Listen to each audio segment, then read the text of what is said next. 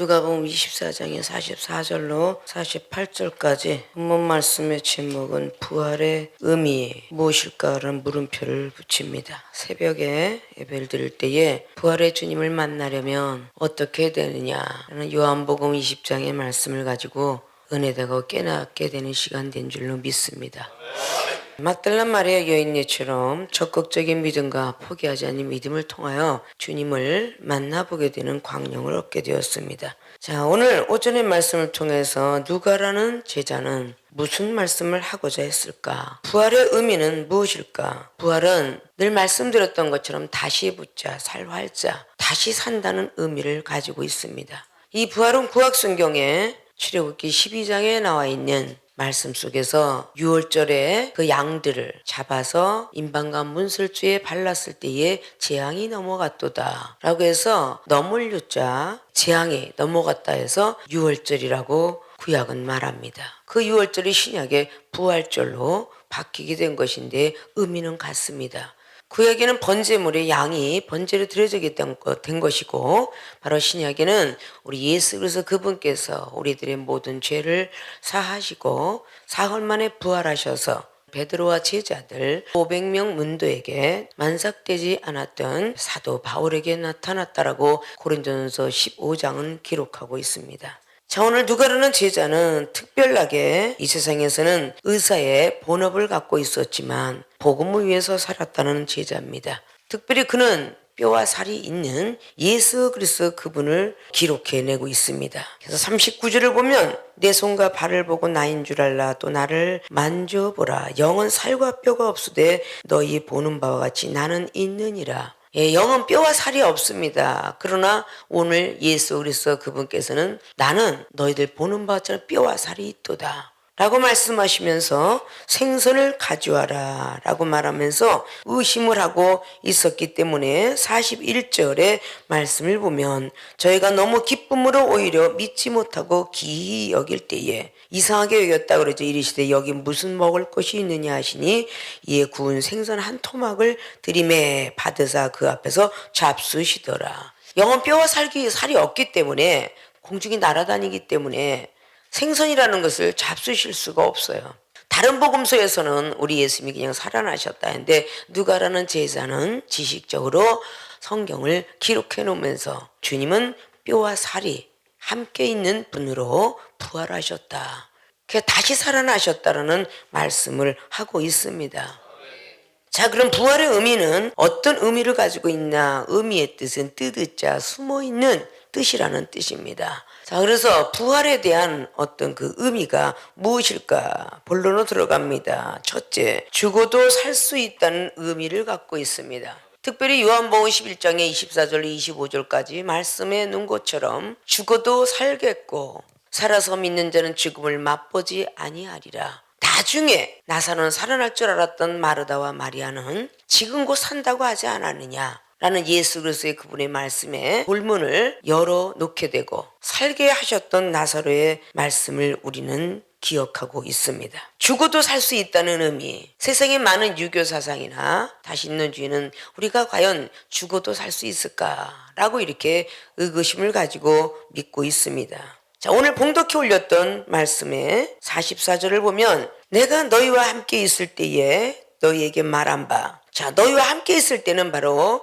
성화가 되지 않은 육체로 가지고 있었던 몸이었을 때를 말하고 있죠. 너에게 말한 바 곧 모세의 율법과 선지자의 글과 시편에 나를 가리켜 기록된 모든 것이 이루어져야 하리라 한 말이 이것이라 하시고 이에 저의 마음을 열어 성경을 깨닫게 하시고 라는 말씀을 기록하고 있습니다. 구약은 예수님께서 이 땅에 오셔서 구원해 주실 것이다라는 예언의 예표며 신약은 성취의 예표입니다. 모세의 율법은 예수 그리스도의 그림자의 예표고 신약의 예수 그리스도는 바로 형상의 예표입니다. 바로 예수 그리스도께서 이 땅에 오실 것을 모세 율법에 그리고 선지자의 글에 그리고 시편에 기록되어 있지 않느냐. 그 성경의 모든 말이 바로 이루어져야 성취되어야 된다는 그 말이 이것이라. 내가 살아났다 이것이라. 영은 뼈와 살이 없으되 나는 있느니라. 죽어도 살겠고 라는 그런 모든 말씀들이 이루어져야 되리라는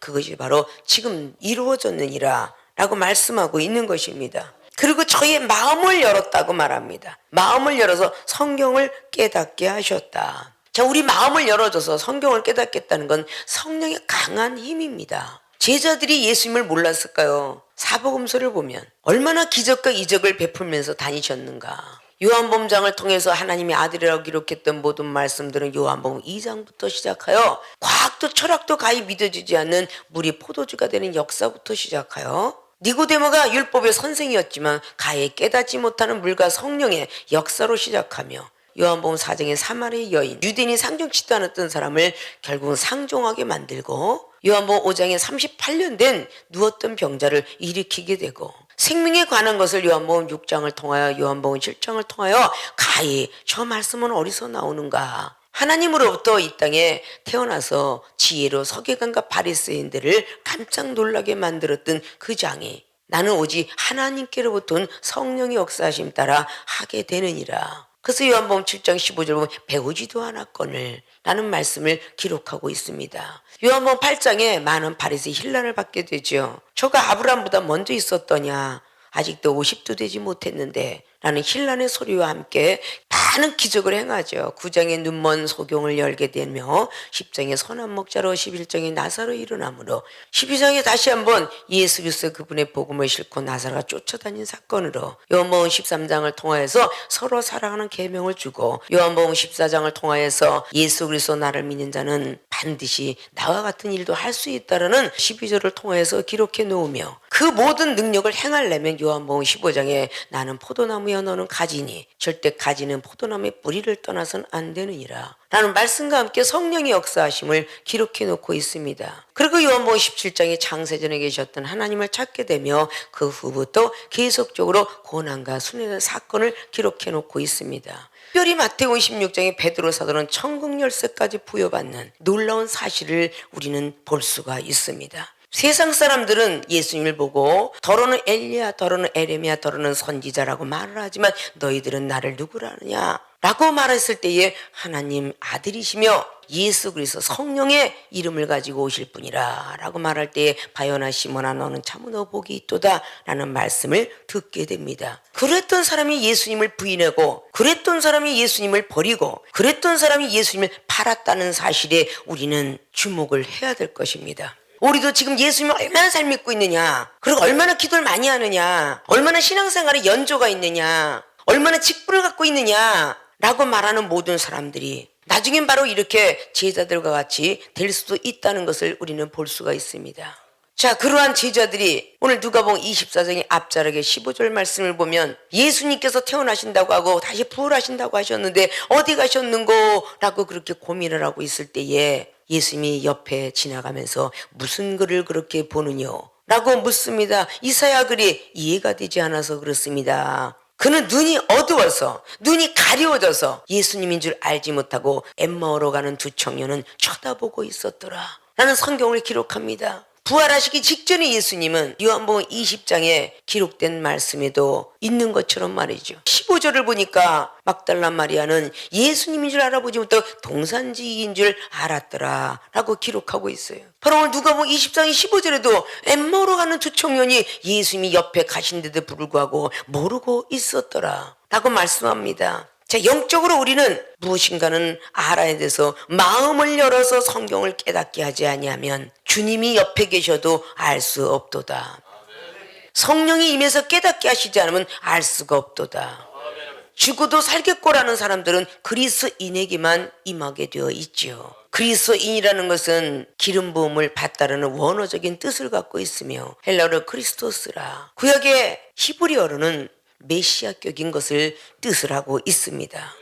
죽어도 살 수 있다는 의미가 바로 부활의 의미를 갖고 있는 것인데, 우리가 목욕탕에 가서 목욕을 하면은 겉에 때는 벗겨져도 마음의 때는 벗기지 않는다고 그랬죠. 마음의 때가 있기 때문에 마음의 문이 열리지 않습니다. 마음의 제약이, 비판과 판단이, 의심이 있기 때문에 마음이 열리지 않습니다. 우리 주님께서 문 밖에서 문을 두들긴다고 하였습니다. 내가 여는 것은 우리의 몫입니다. 문 밖에서 문을 두들기고 있을 때에 문을 열어야 됩니다. 이스라엘 백성들이 문이 바깥에서 문을 두드리면 안에서 문을 열게 되어 있습니다. 우리나라의 고조와 이조 시대 때도 마찬가지로 문고를 안에서 잠그고 숟갈을 집어넣든지 문을 잠그게 되죠. 바깥에서 문을 두드리면 열어야 된다는 것입니다. 우리 주님께서 문 밖에서 문을 두드리면 마음의 문을 열어라 열어라 라고 말할 때에 내가 열어야만이 주님이 들어오셔서 우리와 함께 더불어 살 것입니다. 믿습니까? 이사야 6장을 통하여서 하나님께서 깨닫게 하시지 않으면 들을 수도 없고 볼 수도 없고 마음도 열지 않는다 그랬습니다. 그래서 깨닫게 하는 그런 하나님의 역사를 기록해 놓고 있죠. 마찬가지로 신명기 29장에도 그렇게 하나님께서 깨닫게 하시지 않으면 아니 되느니라 라고 말씀합니다.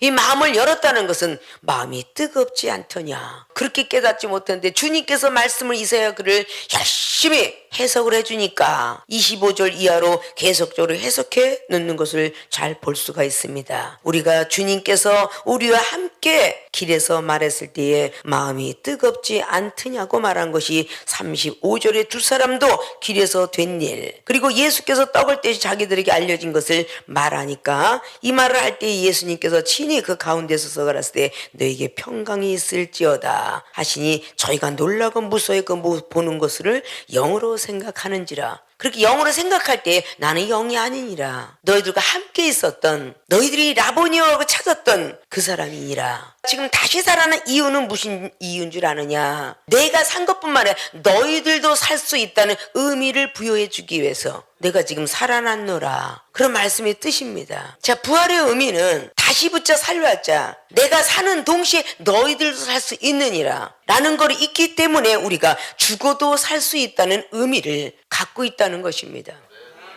우리는 지금도 가정이 죽어가고 자신이 죽어가고 사업과 직장이 죽어가지만 바로 다시 사신 예수님을 믿는 우리들 신앙인들 그리스도인들에게는 오늘 이후부터 다시 살 수 있구나 확신을 가지라는 것입니다. 내 안에 죽었던 영이 다시 살아나고 내 육체의 부활이 육신의 병고가 질고가 떠나가게 되고 직장에 다시 한번 승진할 수 있는 기회를 얻게 되며 공부한 학생들에게는 다시 한번 지혜가 임하기를 원하며 사업가들에게는 다시 한번 물질이 회복되길 원하고 이런 것들이 전부가 부활의 의미를 갖고 있습니다. 나는 살 수 있다라는 의미를 갖고 있는 것이죠. 믿습니까? 하나님 말씀은 살아서 운동력이 있다라고 히브리 기자는 4장 12절을 통해서 말하고 있습니다. 활동력이 있기 때문에 마음갓들 그리고 온 몸과 마음 혼까지도 다 헤아리고 쪼개고도 남는다 하였기 때문에 이 말씀은 변함이 없는 것입니다. 죽어도 살 수 있다는 의미가 바로 부활의 의미를 갖고 있는 것인데 오늘 내가 자살하고 싶다가 다시 사신 예수님을 바라보면서 나도 내일의 희망이 있지. 내일의 전장이 와도 사과나무를 심겠다는 스피노자의 말처럼 오늘 나는 사과나무를 심겠다. 부활을 믿는 우리들에게는 오늘 당장 죽어갈지라도 굶어갈지라도 내일 살 수 있다는 믿음을 가지고 있다면 주님께서 우리를 살리실 것입니다. 마음을 회복시키시고 생각을 회복시키시고 앞으로 전진해 나갈 수 있는 그 믿음으로 부활시켜 주신다라는 뜻입니다. 자, 부활의 의미의 첫째는 죽어도 살 수 있다는 의미를 갖고 있음을 잘 아시고 우리는 할 수 없지만 성령께서는 다 할 수 있기 때문에 요한복음 16장의 24절로 이제부터 아무것도 구하지 않았지만 이제부터 내 이름으로 구하는 자마다 기쁨이 충만하리라 라고 말씀을 하셨습니다. 우리는 구하지 않기 때문에 보이지 않는 것이고 찾지 않기 때문에 찾을 수 없는 것이고 두둥기지 아니기 때문에 열리지 않는 것입니다. 그 모든 것들을 우리는 믿음을 가지고 죽어도 살 수 있다는 그런 의미를 가진 오늘 부활주일날 성찬식과 함께 우리는 다시 살 수 있구나. 내 모든 것이 새로워지겠구나. 그래서 우리 주님이 나사렛 예수 그리스도 조그만 동네에 살았던 그분의 모습이 때로는 그분의 모습으로 때때로는 변화된 모습으로 영인체로 그리고 성체로 살아나는 모습을 볼 수가 있었습니다. 그래서 육체의 부활과 영의 부활과 신적인 부활의 차이점을 성경은 기록해 놓고 있다는 사실을 우리는 믿으셔야 될 것입니다. 오늘부터 죽어도 살 수 있다는 의미를 가지고 다시 살아날 수 있는 모든 분들이 되어주시길 주님의 부탁의 말씀을 드리겠습니다.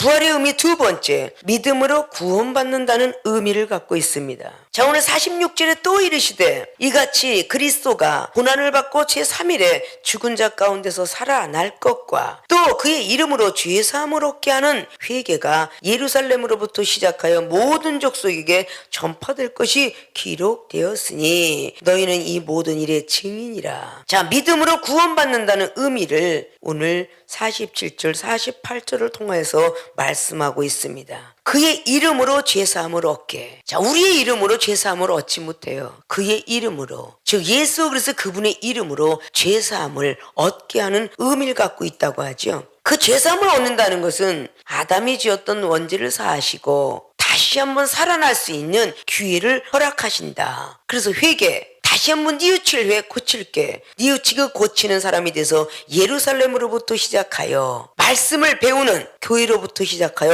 모든 족속에게 이방인까지 전파될 것을 기록되었다 라는 말씀합니다. 믿음으로 구원받는다는 의미를 갖고 있어요. 예수 그리스도를 믿음으로 구원을 받는다는 거죠. 우리의 원죄를 사하셨던 주님은 값없이 우리들에게 믿음을 선물로 주셨지만 바로 우리의 믿음은 초신자 믿음이 아니라 중신자 믿음으로, 강신자 믿음으로 계속적으로 지속적인 성령의 역사함에 힘을 얻어서 믿음이 성장되어야 될 것입니다. 젖먹는 믿음이 있다면 마땅히 그 이상의 것 이하 것도 생각하지 말라고 고린도 교회들에게 고린도서 3장 말씀을 통해서 기록해 놓고 있습니다. 단단한 식물 먹는 강신자의 믿음이 되면 히브리 기자가 5장에 14절로 기록한 것 같이 지각을 사용할 줄 압니다. 그렇기 때문에 선악을 분별할 줄 알죠. 이것이 선인지 이게 악인지 선악을 분별하는 것은 지각작용이 발달되기 때문입니다. 어린아이들은 선악을 구분 못합니다. 내가 먹고 싶으면 무조건 가게 가서 먹어야 됩니다. 5살, 7살까지도 내가 먹고 싶으면 가서 먹어야 되는 것입니다. 집고 싶으면 집어야 되는 것입니다. 문구점에 가면 장난감 갖고 싶으면 잡아야 되는 것입니다. 그것이 어린아이입니다. 왜? 훔친다는 사실을 모르기 때문에요. 내가 갖고 싶은 것만 갖는다고 생각하기 때문에요. 그렇기 때문에 지각작용이 발달되어야만 선악을 분별합니다. 그것은 나이가 점점 먹고 공부를 할 때에 나타나는 현상이죠. 우리 머릿속에 DNA가 들어가 있다고 그랬죠. DNA 속에 가장 중요한 지각작용. 지각작용은 알고 깨닫는 작용입니다. 기억력작용, 어렸을 때부터 살아나는 모든 시간들 기억하는 작용이며 정신작용, 생각과 감정을 지배하는 작용입니다. 어린아이는 생각과 감정을 지배하지 못하기 때문에 그저 소변 매려하면 바로 싸게 되죠. 그러나 생각과 감정을 지배하는 어른은 참을 수가 있습니다. 이런 작용이 바로 우리 DNA 속에 들어가 있습니다. 이 DNA 속에 들어가 있는 그 작용들이 바로 우리가 듣는 즉시 머리로 DNA로 들어가 정보 처리의 기관을 통해 다시 한번 손해로 기관이 들어가 손해가 움직이는 활동을 하게 됩니다. 이런 작용으로 우리의 머리는 만들어졌죠. 믿습니까? 자, 우리는 바로 이렇게 예수 그리스도를 믿음으로 구원받는다는 의미가 오늘 여러분에게 전달되고 있지만 이것도 깨닫는 영일 뿐, 여러분들이 믿음으로 얼마나 구원받는 의미를 갖고 있을까? 할 수 있다 하신 주 능력이 주 하나님, 마가복음 9장 23절로 기도에는 이런 유가 나가지 않느니라 마가복음 9장 29절로 이런 모든 말씀들을 우리가 기억하고 있음에도 불구하고 순간 무슨 일이 불어닥칠 때에 두려움과 의심과 비판과 판단이 들어가는 이유는 무엇일까? 초신자 믿음, 젖먹는 믿음이기 때문입니다. 밥 먹고 단단한 식물 먹는 믿음은 생각할 줄 알 것입니다. 쉽게 입으로 뱉지 않습니다. 로마서 10장 10절처럼 마음에 믿어 의에 이르고 입으로 시인하여 구원에 이르게 되는 역사상을 달려가게 됩니다. 그러나 믿음은 말씀 갖고 들어가는 게 아니라고 로마서 10장 17절은 말합니다. 믿음은 들음에서 나며 남의 간증을 통해서 믿음은 들어가게 돼 있으며 사랑이 있는 자에게 율법이 계속적으로 완성되어져 가고 있는 것입니다. 그것이 로마서 13장의 10절로 기록합니다. 율법의 완성은 사랑을 가지고 들어가 있는 것입니다. 그렇기 때문에 사랑을 조금씩 전파하고자 할 때에 율법은 조금씩 완성되어 가지요. 어린아이가 밥을 먹는다고 해서 지식이 들어가는 건 아니지 않습니까? 학교 가서 배워야 들어가는 것이에요. 배운다는 자체는 교육 의무며 나이가 먹어가면 병역 의무 해야 될 것이며 더 먹으면 납세 의무자가 되는 것입니다. 기독교인도 마찬가지입니다. 성령에 의하여서 초신자는 교육 의무를 알아야 될 것이며 병의 의무와 같은 시험이 거쳐야 될 것이며 납세의 의무와 같이 감사의 조건이 나와야 될 것입니다. 이것이 바로 신앙의 초신자, 중신자, 강신자의 계단을 밟고 있는 것입니다. 우리는 항상 예수를 믿음으로 구원받아 그냥 교회 가서 앉아도 그 단계에서 머무르기 때문에 적극적인 믿음을 갖지 못합니다. 믿습니까? 막달라 마리아는 무덤가에서 돌이 움직였지만 거기서 포기하지 않고 달려가 굽으려 들여다보았더니 천사를 보게 되었으며 천사의 음성을 듣게 되었으며 동산지기인 줄 알고 의심을 하였지만 계속적으로 우리 주님을 찾았기에 그는 예수님의 음성을 들을 수가 있었습니다. 그리고 영적 비밀을 얻게 됩니다. 그것이 바로 나는 아직도 아버지께로 가지 않았노라. 나를 만지지 마라. 요한복음 20장의 17절 이하로 말씀하고 계십니다. 나를 만지지 마라. 왜 만지지 말라고 하셨을까? 거기에 영적인 비밀이 들어가 있다는 것이지요. 가히 놀랄만한 비밀을 막달라 마리아는 들었을 것이다. 그 말씀입니다. 구원받은 단계가 교육 의무라면 시험을 통과할 수 있는 말씀의 단계로 우리는 갈 줄 알아야 돼요. 마태복음 7장 21절에는 예수 그리스도의 이름으로 귀신을 쫓아 병든 자 쫓아냈어도 불법을 행한 종아 천국에 들어오지 못하리라. 그럼 천국 들어갈 수 있는 것은 말씀을 잘 이행하는 사람이 들어갑니다. 천국에 들어가는 확신을 가졌다 할지라도 영생을 아무나 들어오라고 하나요? 내 이웃을 내 몸같이 사랑하는 자만 영생에 들어올 수 있느니라. 그것이 바로 마태복음의 25장에도 영생과 영벌로 나뉘어져 있으며 누가복음 18장에도 바로 영생에 관한 거, 누가복음 10장에도 영생에 관한 거 많은 말씀을 해놓고 있습니다. 믿습니까? 믿음으로 구원 받는다는 그 의미가 일단은 부활의 의미를 가지고 있다. 예수님께서 다시 사신 예수님께서 죽어도 살 수 있다는 의미와 믿음으로 구원받는다는 의미를 내포하고 있습니다. 그래서 회개는 우리가 뉘우치고 고치는 거 사람이 할 수 없습니다. 이어서 성령의 역사하심, 성령을 꼭 받아야 되는 의미도 거기는 포함되어 있습니다. 믿습니까? 성령을 부여받지 않으면 성경을 깨달을 수가 없다라고 베드로 후서 1장 20절은 말씀합니다. 왜냐? 성령으로 감동된 자가 이 성경은 기록했다고 말씀해 놓고 있습니다. 그렇기 때문에 성령으로 감동된 자만이 이 성경을 보고 듣고 깨달을 수 있나니 라고 말씀을 했습니다. 디모데후서의 3장의 15절을 통하여서도 바로 사도 바울 선생님은 디모데에게 말을 하기를 이 성경의 지식이 얼마나 놀라운 줄 아느냐. 책망과 의로움과 바르게 함에 이치가 들어있노라 라고 말씀을 하고 있습니다. 우리는 때로는 성경 속에서 좋은 것만 바라보려고 하지 마시고 하나님께서는 일월성신 그리고 사시연월일 밤을 지으시고 낮을 지으시며 해를 지으시고 달을 지으시고 별을 지으셨습니다. 우리 신앙생활 하는 동안에 해같이 빛날 때도 있는가 하면 어두컴컴한 밤에 달처럼 우리는 속에 들어간 것 같으나 그래도 뭔가 온누리의 빛을 발하고 있는 달도 있는 것이며 반짝빛나는 별도 있지만 그 모든 별과 달과 해는 구름이 가려지면 아무것도 없나니 이 모든 것들이 하나님께서 지어놓은 세계입니다. 그래서 이사야는 45장의 7절을 통하여서 어둠도 창조하시고 빛도 창조하셨나니 내 마음이 왠지 어두워질 때가 있으면 사단이라 생각하지 마시고 하나님이 시험인 거라라고 생각하시면 바로 빛의 하나님이 나타나실 것입니다. 우린 바로 그런 하나님에 대한 섭리를 전부 믿음으로 부여받아야 되는데 이 땅에 돈 없이는 아무것도 할 수 없는 과학 첨단을 걸어가는 물질 만능 시대를 맞이합니다. 하나님 나라 올라가려면 돈과 같이 겸비한 믿음입니다. 바로 믿음은 돈과 같은 역할을 하니 믿음으로 바라보면 하늘의 세계가 보여지고 하나님의 음성이 들려지며 천사의 영을 듣고 난 뒤에 성령의 역사를 받고 난 뒤에 하나님 말씀이 보이는 것입니다. 그래서 사복음서에서 천사들이 먼저 막달라 마리아나 제자들에게 무엇을 찾느냐? 살아생전에 너희들에게 말했던 예수 그리스도 그분이 먼저 갈릴리로 갔느니라. 천사의 음성을 먼저 듣습니다. 성령을 부여받지 않으면 예수님 음성 들을 수 없습니다. 그 후에 요한복음 20장도 예수 그리스도 그분의 음성을 듣게 됩니다. 천사의 영과 예수 그리스도의 영은 분명히 틀리다는 것을 성경은 기록해 놓고 있지요. 성령의 역사하심을 넘어가지 아니하면 바로 예수 그리스도의 그분의 음성을 들을 수 없으며 만날 수도 없으며 볼 수도 없다라고 요한복음 3장에 니고데모에게 예수님께서는 말씀하셨습니다. 물과 성령으로 거듭나라. 어떻게 인간이 뱃속에 들어가 다시 살아나오겠나이까? 그 의미가 아니니라. 바람이 어디에서 불어오느냐 모르겠습니다. 성령은 바로 그렇게 임하느니라. 예수 그리스도 그분을 믿으면 우린 누구나 할 것 없이 성령을 부여받아라라고 부활의 주님이 오셨습니다. 전에 있던 성령의 역사와 틀리게끔 부활의 성령을 말씀해 놓고 있습니다.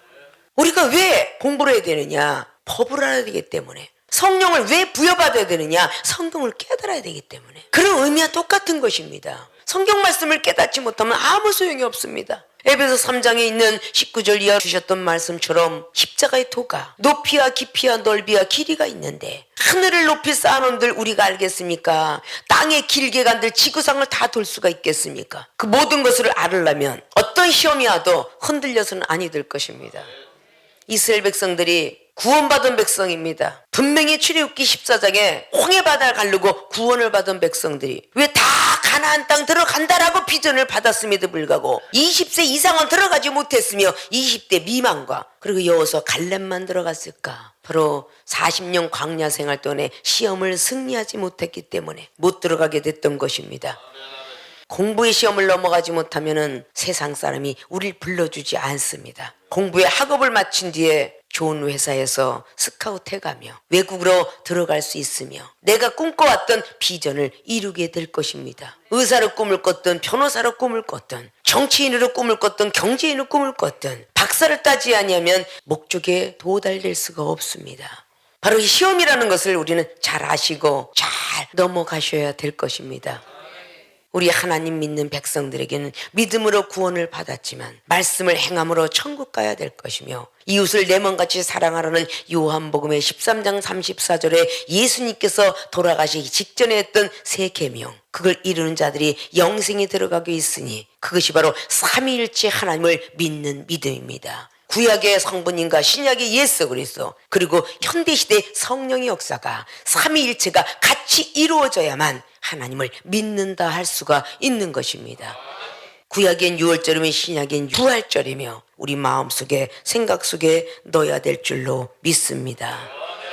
특별히 예수 그리스도 그분을 믿는 믿음은 예루살렘에서도 아니고 그리스도의 복받기 위해서도 아니고 말씀을 알기 위해서도 아닙니다. 신령과 진정한 예배를 드리는 것이 하나님께서 원하시는 예배다 라는 것이 요한복음의 4장의 사마리 여인에게 말씀해 주신 것처럼 오늘도 진정과 신령한 예배를 드리기 위해서 민명의 시간부터 오셔서 지금까지 계시는 분과 그리고 오늘 이 자리에 부활의 의미를 다시 한번 동참하여서 정말 예수님께서 걸으셨던 그 길을 우리도 가봐야 되겠다 라는 그 의미를 가지고 오늘 참석하신 줄로 믿습니다. 믿음을 가져야만이 되고 믿음을 잃어버리면 중심이 흔들거립니다. 그리하면 아무리 충성된 사람이 되고 싶어도 되지가 않습니다. 마음 심자 위에는 가운데 중자 중심에 서 있어라. 마음은 중심에 서 있어야만 충성 충자를 이루게 되어 있습니다. 그래서 우리는 충성된 종이 되려면 죽도록 충성하라. 그리하면 생명의 멸류관을 주리라는 계시록 2장의 10절 말씀이 우리는 무색하지 않아야 될 것이며 그 생명의 멸류관은 시험을 참는 자가 얻을 수 있다라고 야고보서 1장의 12절을 말씀하고 있습니다. 이런 모든 것들을 우리는 마음속에 잘 기억하시고 부활의 의미라는 것을 우리는 아주 심각하게 우리 마음속에 받아들이면서 오늘 성찬 예식을 통하여서도 이루어졌던 떡은 내 몸이로라 그리고 포도주는 내 피로라. 요한복음 6장의 50절 이하로 내 떡과 내 몸과 내 살을 먹지 않는 자, 내 피와 포도주 먹지 않는 자들은 바로 내 생명이 그 안에 없겠고 영생을 누리지 못하리라 라는 말씀은 바로 오병의 기적이 일어난 후에 그와 같은 말씀을 주셨습니다. 기적은 하늘에서부터 내려오는 것이지 땅에서부터 올라가는 게 없습니다. 사람은 기적을 행할 수가 없습니다. 하나님의 힘이 우리 안에 들어와야 기적을 행할 수가 있는 것입니다. 오늘 부활의 의미를 잘 마음속에 새기시고 첫째 죽어도 살 수 있다는 의미, 두 번째 믿음으로 구원받는다는 의미들을 잘 머릿속에 지성소를 삼으시고 마음속에 성소를 삼으셔서 오늘 종일 종야를 막달라 마리아는 새벽에 주님을 만났지만 12 제자들 한 명 가룟 유다는 죽었으니까 11명은 바로 밤에 주님을 만났도다 말씀합니다. 그러나 도마는 의심이 많아서 그 주일날도 나타나지 않았더라 라고 말씀하고 있죠. 오늘 하루 중에도 주님과 동행하는 삶을 살아가시기를 주님의 이름으로 부탁을 드리고 축원을 드리겠습니다.